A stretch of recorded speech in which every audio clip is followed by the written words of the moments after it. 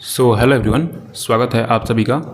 तो आज हम करने वाले हैं आरआरबी एनटीपीसी का जो टेक्स्ट बुक का फुल मॉक टेस्ट 2 है, उसका कंप्लीट मैथ का सॉल्यूशन हम करेंगे।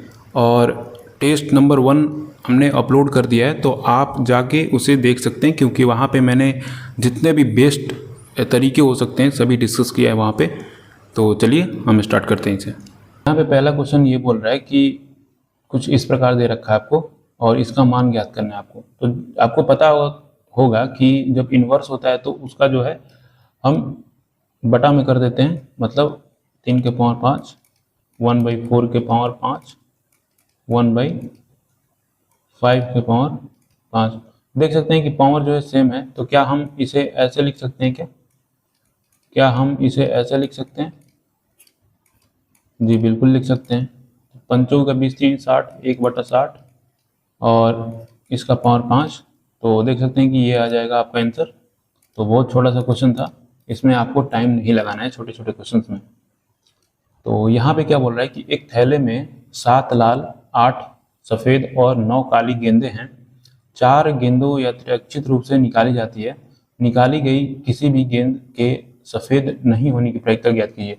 देखिए, मैंने ये आपको लेक्चर में शायद दूसरा या तीसरा लेक्चर हो सकता है, मैंने करा दिया है ना। और जितने भी लोग नए यहाँ पे जुड़े हुए हैं, तो मैं उनको बता देना चाहता हूँ कि ये कुछ मैंने सीरीज स्टार्ट की थी मैथ स्कोर बूस्टर नाम से, और 18 लेक्चर हो चुके हैं उसमें।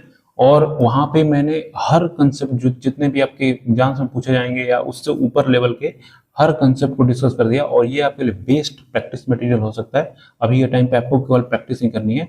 तो यहाँ पे अगर आप स्टार्टिंग से लेक्चर लेते हैं तो आपको हर लेक्चर में हर कंसेप्ट को मैंने डिस्कस किया हो, तो उसमें प्रोबेबिलिटी भी बहुत अच्छे तरीके से मैंने डिस्कस किया है। चाहे कार्ड्स हो या आपको गेंद से पूछी जाती हो या डाई से पूछी जाती हो, तो हर तरीके के देख सकते हैं कि मैंने आपको फॉर्मूला बताया था गेंद वाले में कि आपको जब चुनना होता है तो क्या करते हैं। जैसे कि यहाँ पे बोल रहा है कि आपको जो है 4 गेंदें चुननी है और जिसमें सफ़ेद नहीं होनी चाहिए, ये नहीं होगा। तो देख सकते हैं कि मैंने आपको एक फॉर्मूला डिस्कस किया था जिसमें NCR, जिसका फॉर्मूला आपको n फैक्टोरियल, एक सेकंड फिर से लिखते हैं, NCR n factorial r factorial n minus r factorial, है ना। ऐसे मैंने आपको बताया था कुछ। तो आप देख सकते हैं कि ये केवल मॉक में ही आ रहा है, हमने प्रीवियस ईयर क्वेश्चन किया है तो उसमें बहुत कम पूछे गए हैं प्रोबेबिलिटी से क्वेश्चन। तो यहाँ पे मैंने आपको बताया था कि आपको जब प्रोबेबिलिटी निकालनी होती है तो आप क्या बोलते हैं, प्रोबेबिलिटी बराबर होता है फेवरेबल आउटकम बटा में टोटल आउटकम। ये भी मैंने आपको बताया था। फेवरेबल आउटकम क्या है? फेवरेबल आउटकम ये है कि आपको जो है सफ़ेद नहीं चाहिए, तो आप क्या ले सकते हैं, लाल ले सकते हैं, काली ले सकते हैं। तो टोटल कितना हो जाएगा? 9 7 16 हो जाएगा। और सी कितना चूज करना है आपको? 4 चूज करना है। और आप देख सकते हैं कि यहाँ पे आपको क्या करना है, आर क्या है आपका?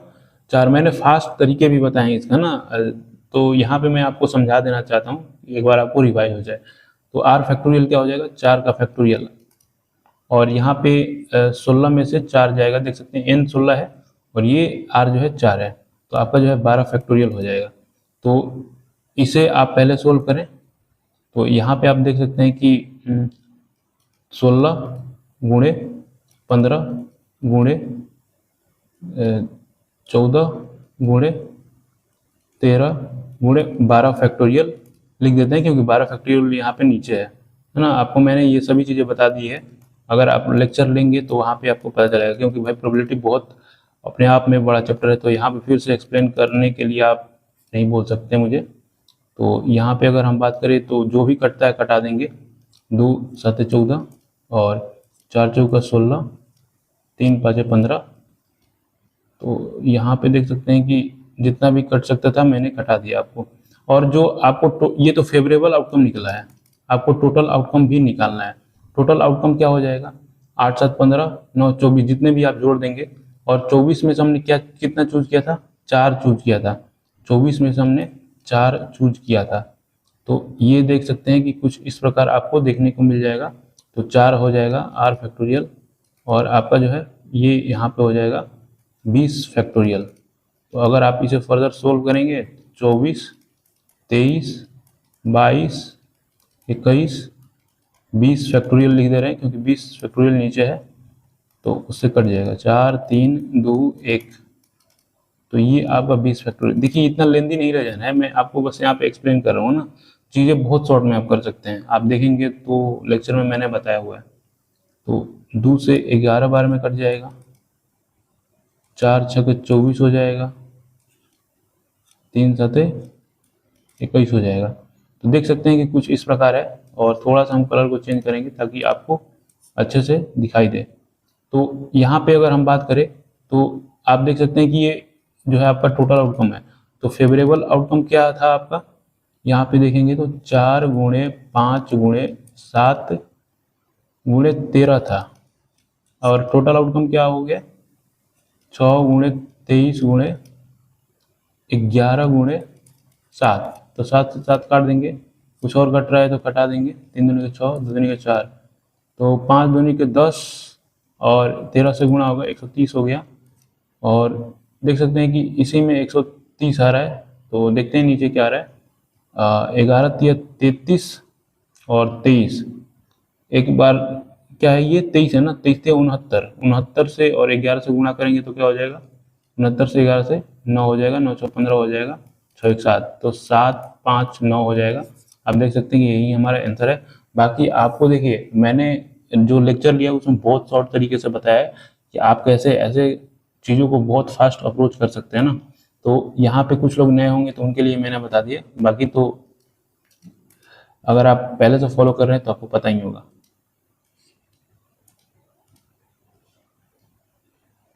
तो 7x प्लस 14 बराबर ये दे रखा है, तो 7 को कॉमन ले लेंगे, x2 और 56 है, 7 बाटे 56, x बराबर 6 हो गया।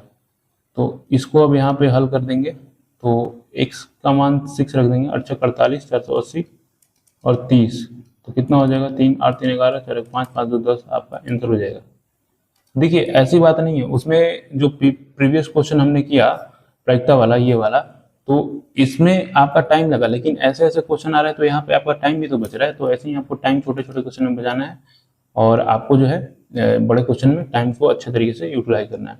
एक दुकानदार अपने सामान पर उनके क्रय मूल्य से 90% अधिक करता है, अंकित मूल्य पर 40%, देखिए 100 रहा होगा और उसने 190 कर दिया और 40% का छूट देगा, यानी 40% का फ्रैक्शन क्या होता है 2/5, तो छूट देगा 5 पे, तो 3/5 में बेच देगा वो। तो 5 दूनी का 10 हो जाएगा, तो 19 दूनी 38, या 3 दूनी का 6 कर लीजिए, 19 छक्का 114 होता है ना, तो 114 में बेच दिया, 114 होगा ना। तो यहाँ पे देख सकते हैं कितना 14% का प्रॉफिट उसका मिल रहा है। तो ये आपका 14% यहाँ पे देखने को मिल गया।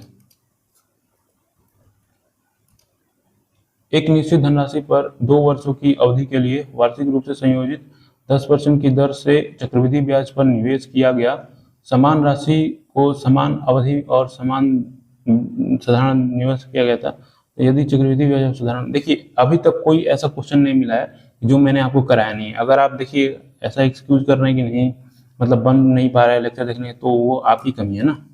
तो मैंने हर चीज़ करा रखा है भाई लेक्चर में, अगर आप देखना चाहें तो देख सकते हैं।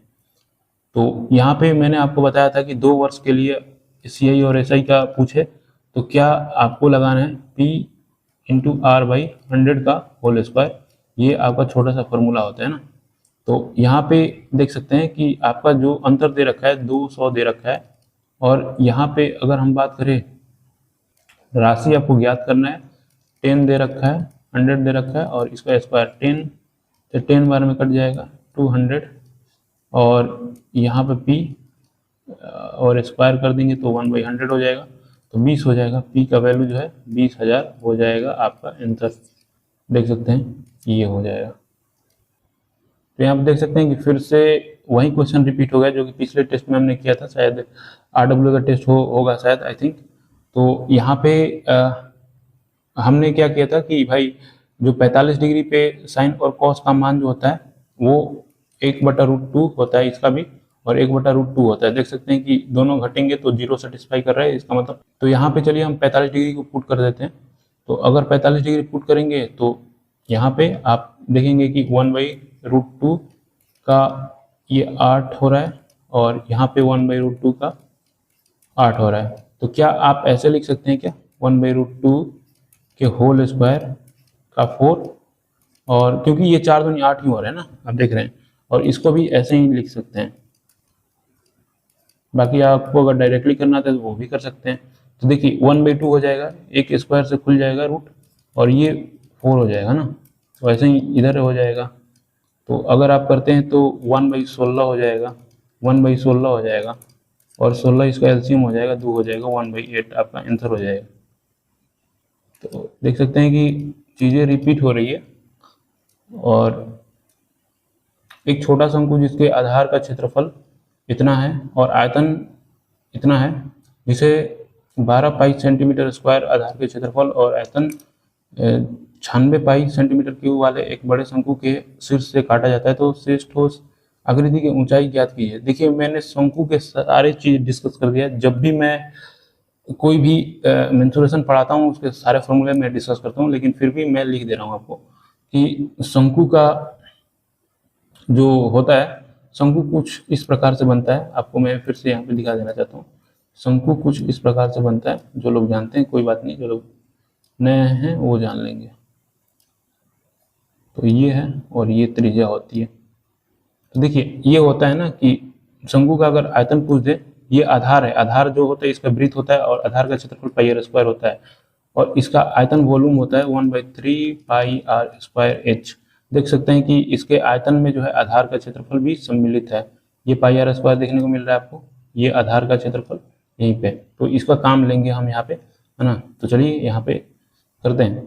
तो आपको क्या करना है कि जो है काटा जा रहा है ना बड़े शंकु से छोटे शंकु को, तो जो शेष ऊंचाई बच रही है ना, तो उसको ज्ञात करना है। तो हम यहाँ पे क्या करेंगे कि बड़े शंकु की ऊंचाई जो है उसमें से छोटे शंकु की ऊंचाई को घटा देंगे। चलिए पहले हम छोटे शंकु का देखते हैं।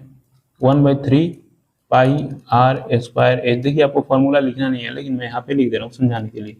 1/3 पाई आर स्क्वायर, मतलब आधार का क्षेत्रफल मैंने अभी बताया कि पाई आर स्क्वायर होता है, तो 4 पाई हो गया, और एच एज इट इज, और आयतन जो है 12 पाई है। तो पाई से पाई खत्म हो जाएगा और 4 × 12 हो जाएगा। तो एच बराबर क्या हो गया आपका 9 हो गया।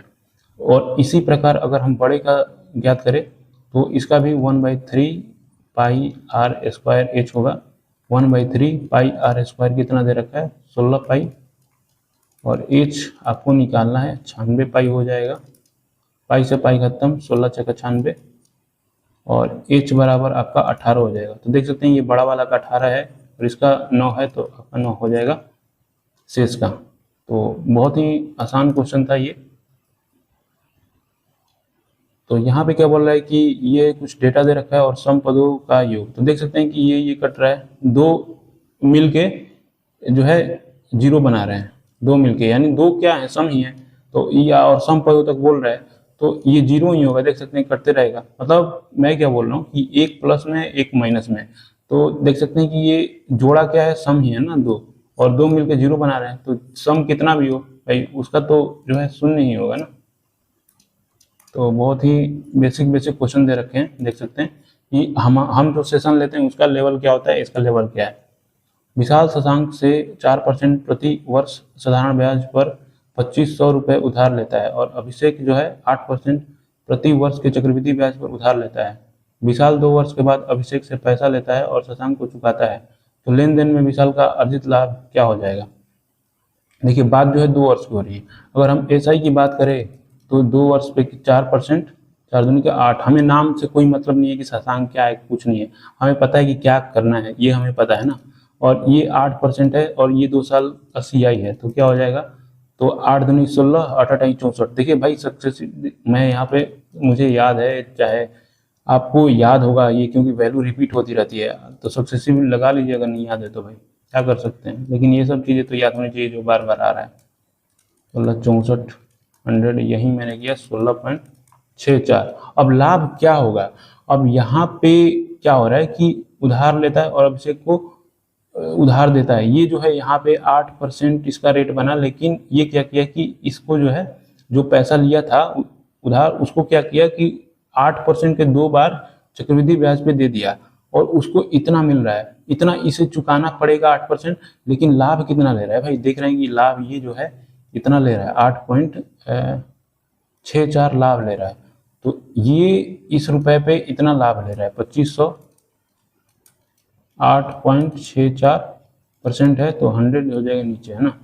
तो चलिए हम यहाँ पे क्या करते हैं कि अगर ये देख सकते हैं 2 जीरो है, इसमें 2 जीरो जाएगा तो जो है हट जाएगा, दशमलव जो है हट जाएगा ना, और ये 2 जीरो कट जाएंगे। तो चलिए गुणा करते हैं, 25 चौकस है, 25 छक्का 150, और 150 हो जाएगा, 25 बटे 200, 200 और 60 था ना, तो 16 हासिल था, 216 और बटा में 100 है तो ये कट जाएगा आपका, तो 216 आपका आंसर हो जाएगा, देख सकते हैं। तो काफ़ी इजी तरीके से हमने कर लिया। a/3, b/4, c/7, a plus b plus c by c. देखिए ये जो जैसा होता है ना वो उसी का मान, a/3 है तो a का मान जो है 3 है, b का मान 4 है, c का मान 7 है, तो पुट कर दिए, 4 3 7 4, 4 3 7 7 14 दे रखा है, और ये c का मान जो है 7 ही दे रखा है, तो ये आपका आंसर जो है 2 आ जाएगा। तो ये तो बहुत ही बेसिक सा क्वेश्चन दे रखा है भाई। किसी राशि पर 6 वर्ष के लिए 4% प्रति वर्ष की दर से साधारण ब्याज 11 वर्षों के लिए समान राशि पर साधारण ब्याज से 7500 कम है तो राशि ज्ञात कीजिए। देखिए समान राशि है तो हमें राशि से कोई मतलब है नहीं, है ना, और यहाँ पे हम केवल देखेंगे 6 का 24% है ना यहाँ पे बन रहा है, और समान दर है तो यहाँ पे कितना बन जाएगा, 11 44% दर बन जाएगा। अब ये देखेंगे कि भाई ये बोल रहे हैं कि 7500 कम है, लेकिन हम देख रहे हैं कि भाई ये 44% है और यहाँ पे 24% है, इनका अंतर कितना आ रहा है, इनका अंतर जो आ रहा है 20 आ रहा है, और इसी 20% का अंतर दे रखा है कि भाई 7500 है, तो 100% मतलब राशि कितनी होगी, 100% होगी, यानी ये 5 गुना है तो ये भी 5 गुना होगा, तो 5 गुना होगा तो कितना हो जाएगा, 0 0 50 25 5 35, तो 37 हो जाएगा, 37,500 आपका आंसर हो जाएगा। तो देखिए अगर आपको फास्ट तरीके अपनाने हैं तो ऐसे ही करना पड़ेगा। एक नाव जो है धारा के अनुकूल एक निश्चित दूरी 0.8 घंटे में तय करती है जबकि यह वापस आती है, यदि धारा की गति 5 किलोमीटर प्रति घंटा है तो इसे देखिए ये जा रही है फिर इसी पे वापस आ रही है, भाई डिस्टेंस तो सेम ही है ना, तो अगर डिस्टेंस सेम है तो जो स्पीड और टाइम का रेशियो जो है उल्टा हो जाता है। तो अगर हम टाइम का बात करें, टाइम की अगर बात करें तो यहाँ पे आपका क्या लग रहा है, 0 पॉइंट अनुकूल मतलब b प्लस एस हो गया, और यहाँ पे प्रतिकूल b माइनस ए, 0.8 हो गया, 1.6 हो गया, तो ये पॉइंट कट जाएगा तो 8 हो जाए, स्पीड 16 हो जाएगी, ये 8 हो जाएगा क्योंकि उल्टा हो जाता है ना, आपको पता है, 8 दूनी 16, ये 1, तो b इनका रेशियो क्या हो गया, b plus S b minus S आपका जो है 2/1 हो गया। तो आप कंपोनेंटो डिविडेंडो लगाएंगे तो क्या हो जाएगा, b/s, तो जोड़ देंगे 3 1, देखिए कंपोनेंटो डिविडेंडो होता क्या है, मैंने क्या किया, b प्लस एस, एक बार इसको नीचे वाले को इसमें जोड़ दिया b माइनस एस, और एक बार घटा दूंगा ऊपर वाले में से नीचे वाले को, तो देखिए इस प्रकार आ जाता है, ये कट गया और ये कट गया, तो हुआ क्या, 2b हुआ और 2s होगा, और यहाँ पे देख सकते हैं कि 2 कट गया, b/s आ गया यहाँ पे। तो उसी प्रकार इसमें भी करना था आपको कि एक बार ऊपर जोड़ देंगे 3 और एक बार 2 में से घटा देंगे 1, आपको समझ में आ रहा होगा, तो इतना तो आपको पता ही होगा यार, मैं जान के चल रहा हूँ ना। तो यहाँ पे देख सकते हैं, तो क्या बोल रहा है कि यदि धारा के गति जो है 5 किलोमीटर प्रति घंटा, यानी ये 5 है, यानी 5 गुना है, ये कितना हो जाएगा, 5 तिहाई 15 हो जाएगा, तो यहाँ पे आप देख सकते 15 किलोमीटर प्रति घंटा हो जाएगा। तो अगर हम बात करें तो ये एक आयत दे रखा है और इसके विकर्ण O पर मिलते हैं, x का मान ज्ञात कीजिए, यदि ये दे रखा है OR बराबर 2x प्लस 4 एंड OT बराबर 3x प्लस 1, तो OT बराबर OR है, तो जब OT बराबर OR है तो भाई x का मान ज्ञात करना है, तो यहाँ पे OT बराबर OR लिख देते हैं भाई, 2x प्लस 4 उसमें देखने की कोई जरूरत ही नहीं है, 3x प्लस 1, तो यहाँ पे इधर 2x को इधर भेजेंगे और इधर 1 आ जाएगा, तो यहाँ पे 3 हो जाएगा और यहाँ पे x हो जाएगा, तो x बराबर आपका 3 हो जाएगा। बहुत ही बेसिक सा क्वेश्चन था ये तो। पी क्यू और आर के वेतन का अनुपात जो है 5:6:8 है। आर को क्यू से 2200 रुपये अधिक, आर को क्यू से, तो पी का वेतन पूछ रहा है ना, पी का वेतन पूछ रहा है, तो कितना अधिक मिल रहा है भाई, 2 मिल रहा है, लेकिन ये तो बोल रहे हैं भाई साहब कि इतना मिल रहा है, तो इसका 5 कितना हो जाएगा, 2200, 2, 5, 2, 1100, 5 5500 हो जाएगा आपका आंसर। 8.4 सेंटीमीटर त्रिज्या की एक ठोस धातु के गोले को पिघलाकर 12 सेंटीमीटर के लंब वृत्तीय बेलन बनाया गया है। बेलन की ऊंचाई ज्ञात कीजिए। देखिए मैंने तो सभी चीजें यार पढ़ा दी है, वही सभी चीजें आ रही है, तो आप तो स्कोर बहुत अच्छा कर पा रहे होंगे मॉक टेस्ट में। तो यहाँ पे मैंने बताया था कि अगर पिघला के कुछ चीजें बनाई जाती है तो हम क्या करते हैं कि उसके आयतन को बराबर कर देते हैं। तो यहाँ पे गोला है तो 4/3 पाई आर क्यू हो जाएगा, और यहाँ पे वृत्तीय बेलन हो गया ना, पाई आर स्क्वायर है। देखिए ये सब फॉर्मूले आपको लिख लिख के नहीं करने हैं आपको एग्जाम में ना, तो मैं यहाँ पे रिवाइज हो जाए इसलिए बता दें, पाई से पाई कट जाएगा। और आर क्यूब की बात करें तो 8.4 8.4 8.4 हो जाएगा, और आर स्क्वायर क्या हो जाएगा, 12 एच। आपको ऊंचाई याद करना है, 12 84, 12 84, और यहाँ पे बात करेंगे तो 28 84 हो जाएगा। तो यहाँ पे देख सकते हैं कैलकुलेशन थोड़ा सा लंबा चौड़ा जा रहा है, लेकिन आपको दशमलव में ही करना ही पड़ेगा आपको। तो हम यहाँ पे क्या कर लेते हैं कि 49, 7 28 4, और जो 1000 जो है नीचे हो जाएगा, तो यहाँ पे कर लेते हैं कि एक बार 28 का 112 हो जाएगा, और 49, तो 9 दूनी 18, 9 1 10, और 9 1 10, 4 दूनी 8, 4 4 8 8 4 5। तो यहाँ पे देख सकते हैं कि 5.488 आ रहा है, शायद यहीं आ रहा है ना, हाँ तो ये आ जाएगा, क्योंकि आपको जो है राउंड ऑफ 5.5 हो जाएगा, देख सकते हैं, तो आपका आंसर यही हो जाएगा। 225 मीटर लंबी एक ट्रेन 90 किलोमीटर प्रति घंटा की चाल से यात्रा करती है। एक आदमी 9 किलोमीटर प्रति घंटा की चाल से उसी दिशा में दौड़ रहा है, तो जिस दिशा में ट्रेन जा रही है, तो ट्रेन कितने समय में आदमी को पार करेगी। समय बराबर क्या होता है, समय बराबर होता है दूरी बट्टा चाल। समय बराबर क्या होता है, दूरी बट्टा चाल। तो दूरी क्या दे रखा है आपको, 225, चाल क्या दे रखा है 90। तो आपको देखिए सेकंड में याद करना है, तो सभी चीजें मीटर और सेकंड में दे रखी है। तो हम क्या करेंगे, एक ही दिशा में चल रहे हैं ना, तो घटेगा ना भाई, स्पीड तो जो है घट जाएगा। तो 90 में से रिलेटिव स्पीड लगा रहे हैं यहाँ पे, अगर आपको पता हो तो 90 में से 9 घटेंगे तो 81 हो जाएगा। 81 किलोमीटर प्रति घंटे को 5/18 कर देंगे, 2 9 18, 9 9 81 है ना। तो अब क्या होगा कि 2 ऊपर चला जाएगा, 2 यहाँ से ऊपर चला जाएगा, और यहाँ पे क्या हो जाएगा, 5 से काटेंगे तो 45 पाँचों होता है, और 9 पाँचों होता है, 5 दूनी के 10 हो जाएगा आपका आंसर। 10 सेकंड आपका आंसर हो जाएगा।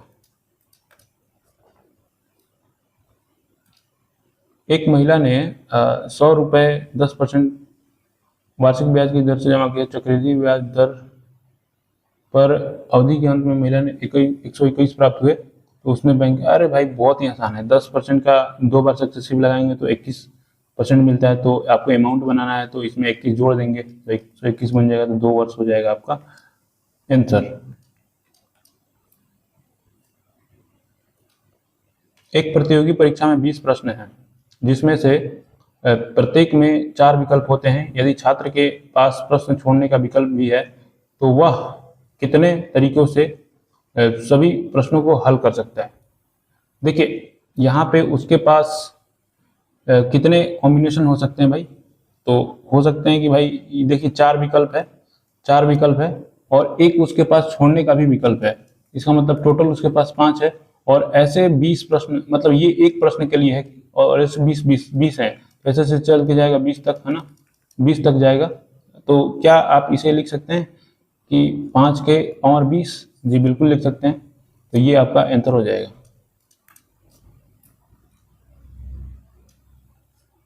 कंपनी बी की मांग कंपनी सी की मांग का लगभग कितना प्रतिशत है?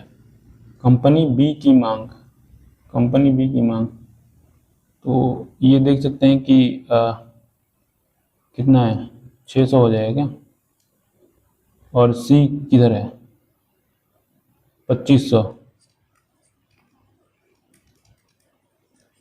तो यहाँ पे करेंगे तो 25 चौका 24% आपका आंसर आ जाएगा।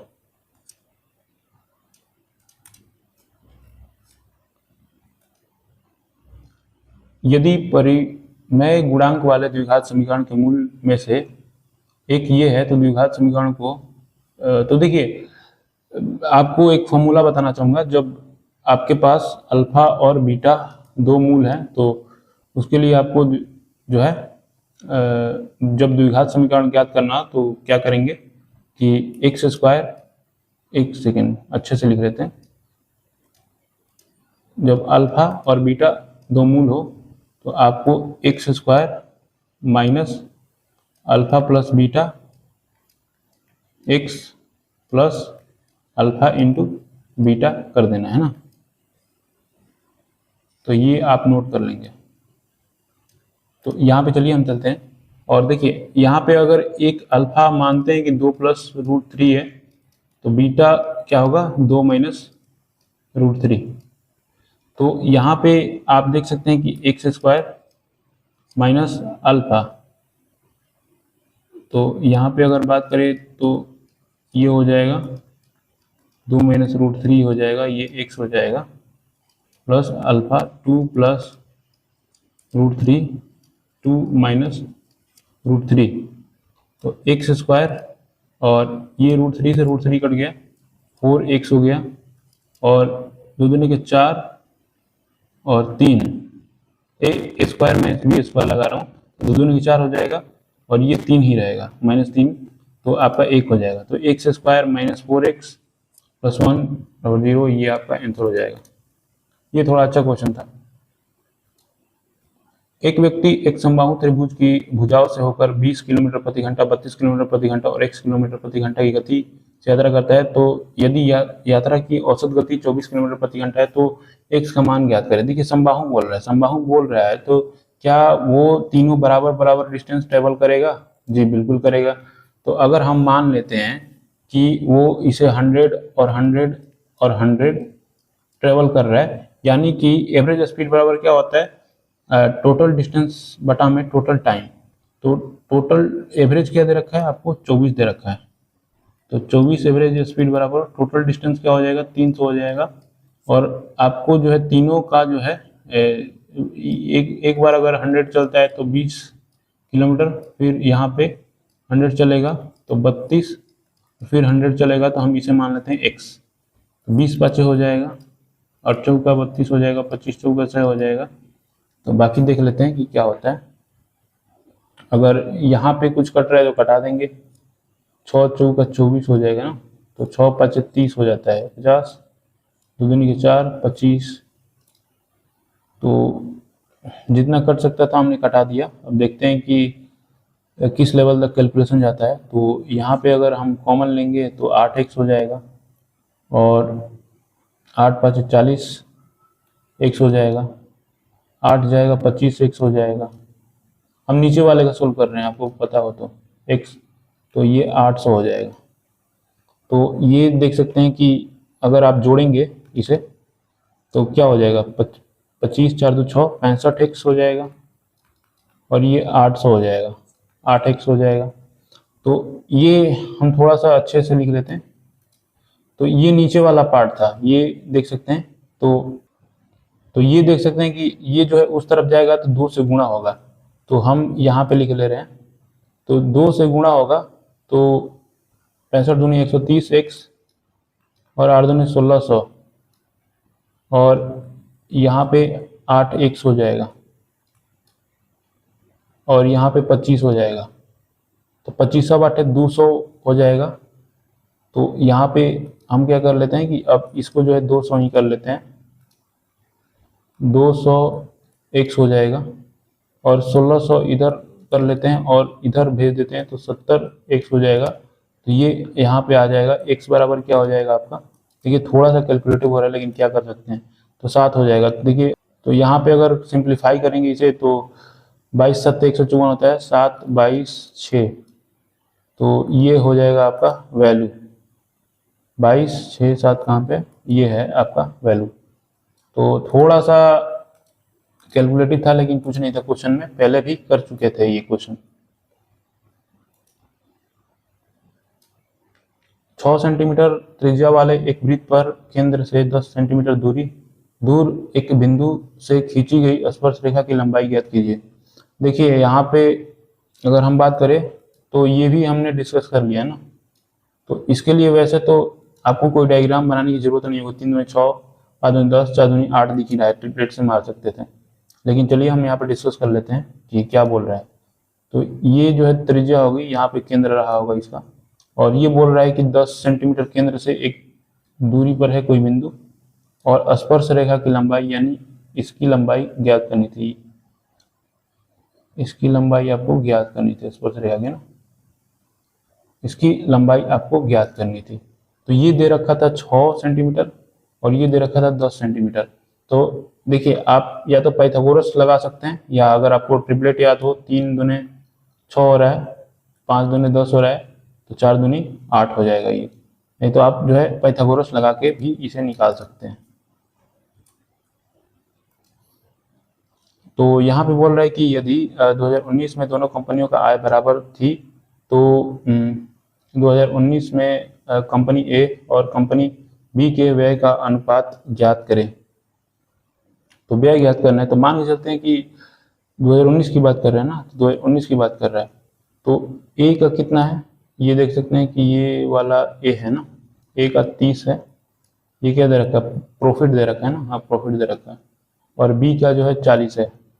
तो अगर हम मान के चलते हैं कि 100 रहा होगा इन दोनों का इनकम, तो देखिए लाभ प्रतिशत ए वाले का निकाल रहे हैं, लाभ प्रतिशत 30 है और इनकम जो है 100 है, और हम एक्स एक्सपेंडिचर मान लेते हैं, और एक्स एक्सपेंडिचर है और 100 यहाँ पे मान लेते हैं। तो अगर हम निकालें तो यहाँ पे ऐसे करेंगे, 3x हो जाएगा, 1000 हो जाएगा, 10x हो जाएगा, और इधर आएगा तो 13x हो जाएगा, ये 1000 हो जाएगा, x बराबर 1000 बाई 13 हो जाएगा, है ना। तो ये रहा आपका ए का क्या बोल सकते हैं, व्यय। और इसी प्रकार हम बी का भी निकाल लेंगे। तो बी का निकालते हैं, यहाँ पे बी का निकालेंगे तो यहाँ पे 40 हो जाएगा और 100 हो जाएगा, -x हो जाएगा, x हो जाएगा, 10 हो जाएगा। वैसे निकालने की जरूरत नहीं थी, आपको पता है कि यहाँ पे अल्टीमेटली 14/1000 आएगा, क्योंकि यहाँ पे आपका 13 था तो 13 है, क्योंकि यहाँ पे 30 था तो आपका जो है 13 आया, और यहाँ पे 40 है तो 14 आएगा। देख सकते हैं, वैसे कर लेते हैं, यहाँ पे काट देंगे, और 100 था ना, और यहाँ पे बात करते हैं तो 4x हो जाएगा, और 100 माइनस x है, तो आपका जो है यहाँ पे गुणा कर देंगे तो 10x हो जाएगा। जगह की कमी है तो अब से लिख लेते हैं थोड़ा सा फिर से, 4x 1000 माइनस 10x, तो यहाँ पे 14x हो जाएगा और 1000, तो x बराबर देख सकते हैं कि ये आ गया है ना 1000 बाई 14। तो अगर हम बात करें तो ये ए का है और ये बी का है, तो यहाँ पे आप देख सकते हैं कि ये कट जाएगा, तो ये 14 हो जाएगा, ये 13 हो जाएगा, तो यहाँ पे आप देख सकते हैं कि 14 13 आपका आंसर हो जाएगा।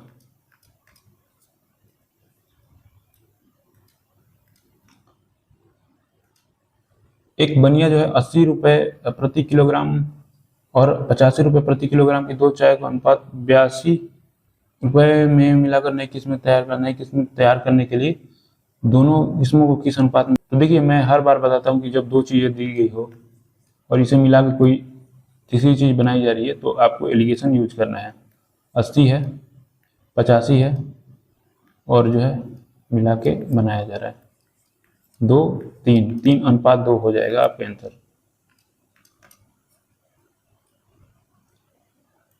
यहाँ पे बोल रहा है कि 30 विद्यार्थियों की कक्षा का औसत भार जो है 45 केजी है। जिन विद्यार्थियों का भार जो है 48.5 केजी है, उनमें से एक को जो है दूसरे विद्यार्थी से बदल दिया जाता है और औसत भार जो है इतना बढ़ जाता है, तो नए विद्यार्थी का भार ज्ञात कीजिए। देखिए यहाँ पे 45 था पहले, तो है ना। अब जो भी आ रहा है जा रहा है हम देख लेते हैं। ये कितना लेके आ रहा है, औसत से 3.5 ज़्यादा लेके आ रहा है, 3.5 ज़्यादा लेके आ रहा है। और यहाँ पे देख रहे हैं कि ये 200 ग्राम बढ़ रहा है, यानी तो यहाँ पे क्यों ये बढ़ रहा है, क्योंकि ये जो है 30 लोगों से जो है 200 ग्राम जो है ज़्यादा लेके आया हुआ है, तो इसलिए यहाँ पे आपका जो है बढ़ने को मिल रहा है। तो कितना लेके ज़्यादा आया होगा जिससे कि ये बढ़ रहा है, तो यहाँ पे 30 से और 200 से गुणा करेंगे तो कितना हो जा रहा है, 6000 जो कि ग्राम है ना।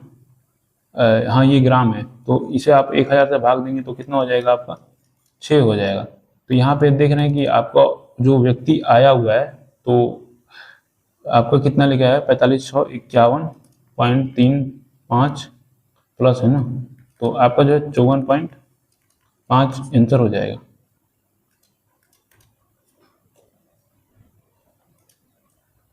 दस सेंटीमीटर की भुजा के एक वर्ग पिरामिड का आयतन 400 सेंटीमीटर क्यूब है, तो पिरामिड का कुल पृष्ठीय क्षेत्रफल। देखिए आपको पहले तो पिरामिड का फॉर्मूला पता होना चाहिए ना। पिरामिड का फॉर्मूला क्या होता है क्या नहीं होता उसके बारे में मत जानिए, कोई दिक्कत नहीं है, आपको बस फॉर्मूला को रट जाना है, मैं अभी समझाऊंगा। तो देखिए अगर वक्र पृष्ठ क्षेत्रफल की बात करें पिरामिड का, पिरामिड पिरामिड पिरामिड वक्र पृष्ठ का क्षेत्रफल होता है 1/2 आधार का परिमाप गुणे स्लैंट हाइट, तिर्यक ऊंचाई बोल सकते हैं हिंदी में। और अगर हम संपूर्ण पृष्ठीय क्षेत्रफल की बात करें तो ये सेम आ जाएगा, ये जो अभी मैंने लिखा ना, तो इसको वक्र पृष्ठ का क्षेत्रफल प्लस में आधार का क्षेत्रफल। देखिए कोई कॉम्प्लिकेटेड नहीं है, इसे याद कर सकते हैं आसानी से। और पिरामिड का आयतन बोले तो 1/3 गुणे आधार का क्षेत्रफल गुणे ऊंचाई है। तो इन तीनों को आपको रट जाना है। प्रिज्म में किसी दिन और बता दूंगा है ना, तो आपको बस इसको रट लेना है अच्छे से। बाकी हमसे क्या पूछ रहा है कि आपको जो है पिरामिड का आयतन दे रखा है और पृष्ठीय क्षेत्रफल पूछ रखा है आपसे। तो आयतन दे रखा है, तो आयतन के लिए आपको फॉर्मूला लगाना होगा 1/3 आधार का क्षेत्रफल। आधार का क्षेत्रफल क्या हो जाएगा, देखिए आधार का क्षेत्रफल का मतलब क्या हुआ, जो वर्ग का जो है जो आधार है ना वो वर्ग है उसका। 10 सेंटीमीटर की भुजा के एक वर्ग पिरामिड बोल रहा है। वर्ग पिरामिड मतलब क्या है कि वर्ग उसका आधार है, तो यहाँ पे वर्ग का क्षेत्रफल यूज होगा जो कि a² होता है, जो कि 100 होता है। और यहाँ पे ऊंचाई आपको नहीं पता है और यहाँ पे आपका 400 दे रखा है, तो यहाँ पे देख सकते हैं कि ये है h बराबर 12 हो जाएगा। तो यहाँ पे अगर हम बात करें तो आपको जो है कुल पृष्ठीय क्षेत्रफल ज्ञात करना है, तो ये वक्र पृष्ठीय क्षेत्रफल प्लस आधार का क्षेत्रफल आपको लगाना पड़ेगा। तो सबसे पहले आपको वक्र पृष्ठीय क्षेत्रफल निकालना पड़ेगा, तो 1/2 गुणे आधार का परिमाप यानी कि वर्ग का परिमाप, तो 10 चौका 40 हो जाएगा, 4a होते हैं ना, 10 चौका 40। और आपको जो स्लैंट हाइट जो है निकालना पड़ेगा। यहाँ पे देख सकते हो स्लैंट हाइट जो L होता है तिर्यक ऊंचाई, वो होता है √h² प्लस r²। तो r² क्या हो जाएगा, ये आपका वर्ग का भुजा जो देख रहे हैं ये आपको किस एकदम मतलब जो होता है सभी भुजाएं जो है बराबर होती है। और r लेंगे तो इसका जो है आप आधा करेंगे, 10 का 5 हो जाएगा। तो 5, 12, 13 आपको पता होगा ट्रिपलेट, तो स्लैंट हाइट जो है आपका 13 आ जाएगा यहाँ पे, है ना। बाकी आप ऐसे भी निकाल सकते हैं तो आपका 13 आ जाएगा। तो यहाँ पे 13 आ गया, तो यहाँ पे देख सकते हैं कि आपका 20, 13 देने का 26, 260 यहाँ पे आपको देखने को मिल गया। अब आपको वैल्यू पुट कर देना है यहाँ पे, संपूर्ण पृष्ठीय क्षेत्रफल यानी 260 और आधार का क्षेत्रफल कितना हो जाएगा, जो कि वर्ग था, तो आपका जो है 100 हो जाएगा और 360। देखिए समझने में कोई दिक्कत की बात नहीं है, आपको बस केवल फॉर्मूले पे काम कर लेना है, बस फॉर्मूले आपको याद रहेंगे, आप चीजों को बहुत अच्छे तरीके से निकाल सकते हैं। तो यहाँ पे क्या दे रखा है कि आपको जो है भिन्न के रूप में व्यक्त करना है, तो ये भी मैंने अभी आपको कुछ दिन पहले बताया था कि आपको कुछ इस प्रकार लिख लेना है इसे 30, और जिस पे बार नहीं है ना वो घट जाएगा, और यहाँ पे जितने पे बार हैं उतने 9 आएंगे, और जितने पे जो है नहीं है देख सकते हैं 1 0 आएगा, तो 11 हो जाएगा। और यहाँ पे क्या हो रहा है 327 990, तो यहाँ पे दे रखा है क्या, तो आपको कटा सकते हैं यहाँ पे 330 109 और यहाँ पे 11 109 330, आप देख सकते हैं कि कौन सा आंसर आ रहा है, 11 109 330, ये है आपका आंसर। यहाँ पे बोल रहा है कि महत्तम समापवर्तक ये जो संख्या दे रखी है और 3 अंकों की सबसे बड़ी अभाज्य संख्या, तो यहाँ पे अगर देखेंगे महत्तम समापवर्तक तो हमें तो लग रहा है कि 19 ही होगा, 19 से सभी संख्याएं कट रही है, सभी कॉमन है, और 3 अंकों की सबसे बड़ी अभाज्य संख्या, तो सबसे बड़ी तो ये है, और अगर अभाज्य पूछा है तो 98 तो होगा नहीं, 997, तो ये कट जाएगा। हाँ मुझे लग रहा है कि यही होगा 997 है ना, सबसे बड़ी अभाज्य संख्या 997, तो 9 7 16, ये देख सकते हैं ये आपका यूनिट डिजिट 6 आ रहा है, बाकी आप जोड़ जाड़ के लिख सकते हैं, कोई दिक्कत की बात है नहीं। तो यहाँ पे देख सकते हैं कि बोल रहा है कि त्रिभुजों ABC तथा DEF में कोण C बराबर कोण F, AC बराबर DF और BC बराबर EF है। यदि ये दे रखा है तो x का मान क्या होगा, चलिए हम बना लेते हैं, ये ABC हो जाएगा और ये जो है DEF हो जाएगा, ABC DEF। अब जो जो दे रखा है उसे कर सकते हैं ना, तो यहाँ पे बोल रहा है कोण C बराबर कोण F दे रखा है, ये जो है ये है और AC बराबर DF, AC बराबर DF, AC बराबर DF और BC बराबर EF, BC बराबर EF, तो आपको AB बराबर 4x माइनस 2 दे रखा है, DE बराबर 3x माइनस 1 दे रखा है, 3x माइनस 1 दे रखा है। तब x का मान ज्ञात करें, तब आपको जो x का मान ज्ञात करना है। देखिए कॉन्ग्रुएंसी जब मैं पढ़ा रहा था तो आपको क्या मैंने बताया था कि जो दो भुजाओं के बीच में अगर कोण है तो आपका जो है एस से कॉन्ग्रुएंट होगा ट्रायंगल दोनों, और कॉन्ग्रुएंट होगा तो सभी चीजें बराबर होती है, मतलब AB बराबर DE हो जाएगा, EF बराबर BC हो जाएगा, AC बराबर DF हो जाएगा। तो मैंने ये सभी चीजें आपको बता रखी है, तो इसको बराबर कर देंगे आप 4x माइनस 2 बराबर 3x माइनस 1, तो यहाँ पे 3x को इधर लाएंगे तो इधर x हो जाएगा माइनस 1 प्लस 2 हो जाएगा, x बराबर 1 हो जाएगा आपका आंसर। तो देख सकते हैं कि किस प्रकार हमने डील किया। तो ये था लास्ट क्वेश्चन आपका, और आपको ये सेशन कैसा लगा, अगर वीडियो अच्छा लगा तो आप बताइए कि आगे हम इस मॉक को कंटिन्यू रखें या जो हम सीरीज कर रहे हैं वही बेटर है। तो अगर आप बोल रहे हैं कि हमें जो भी टेस्ट हैं टेक्स्ट बुक पे सभी के इसी तरह सोल्यूशन चाहिए, तो आप जो है कमेंट कर सकते हैं ताकि मैं आपके लिए वीडियो लेके आऊँ जितना जल्द हो सके। बाकी पढ़ते रहिए, चलते हैं, मिलेंगे नेक्स्ट वीडियो में, तब तक के लिए बाय।